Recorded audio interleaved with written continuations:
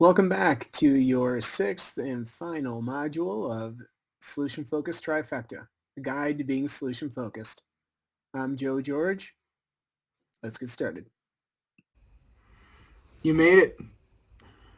I hope you've really enjoyed the first 5 modules and that the workbook and the accompanying videos are really helping you feel like you've got a good grasp of what's happening. Today, we're wrapping it all up. So we're going to review everything that we've covered so far and thinking about what's next as well.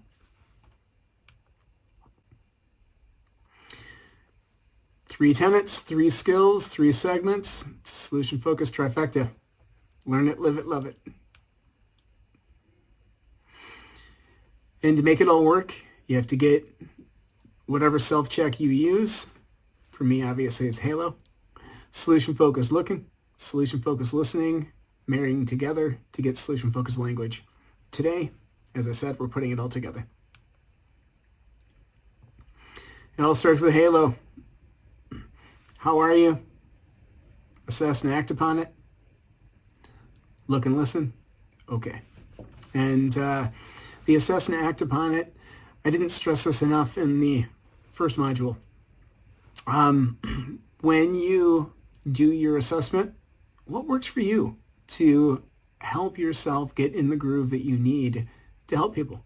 For me, it's breathing. Other people, it's yoga. Other people, it's walks. Some people, it's baking. I don't know. What is it for you? This right here can't be undervalued. You really need to have your go-to thing, and preferably have it be something that can be done pretty quickly. For me, it's breathing. So, how are you? Assess and act upon it. Ready to look and listen? Okay, let's go. And again, for the solution-focused looking, it's really predicated upon reframing. It's looking at the strengths of who is in front of us and reframe anything else to find the strength within it. If you're dealing with your child or a child, or for that matter, a spouse, and somebody is just having a limbic spike, obviously they're not happy with what's going on. So what is that strength? What is that gumption for them to make their points? How did they do it? And that should be admirable and commended, not chastised and yelled at.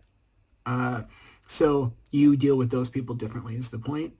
And those are the people you need to deal with. For the solution-focused listening, you have to take the not knowing stance. You can't ask them, you can't set them up for failure by mandating your expectations or someone else's expectations on them. Even if it's just a reminder, well, you have to be here, so how can we make the most of it? And then build that together.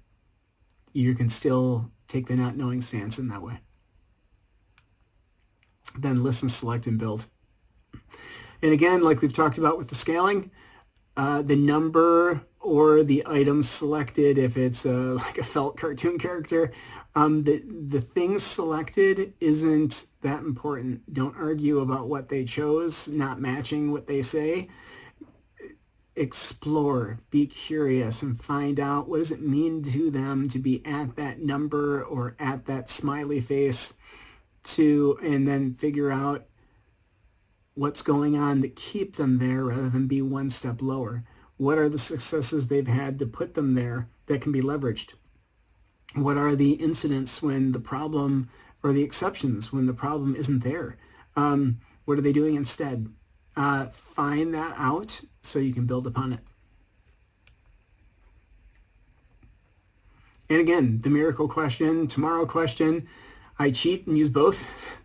I don't think this has to be a huge argument. Both are recipes for success.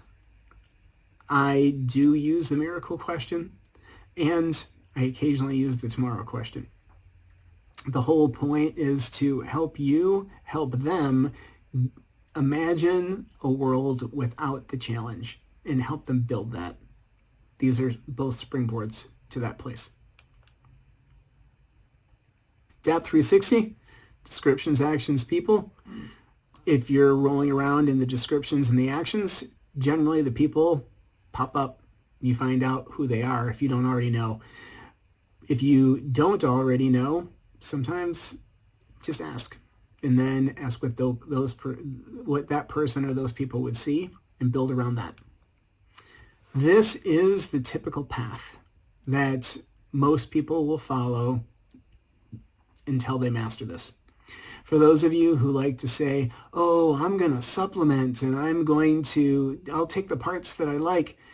Maybe you're good enough to do that. I certainly wasn't. I had to, although this is not my original incarnation, this is not what I did when I first started. What I did my first year, I did my whole first year. Actually, I did my first 2 years before I started to really feel like, yeah, I got this. And I was flexible enough to be pragmatic and to kind of do solution-focused kung fu to kind of roll with it. Please don't try that your first year, because most people are not good enough to be able to be truly solution focused and be that pragmatic. Eventually you can, but I really recommend this for your for the first session, because this builds upon something that counselors, specifically school counselors, can get done in 15 to 30 minutes, sometimes less.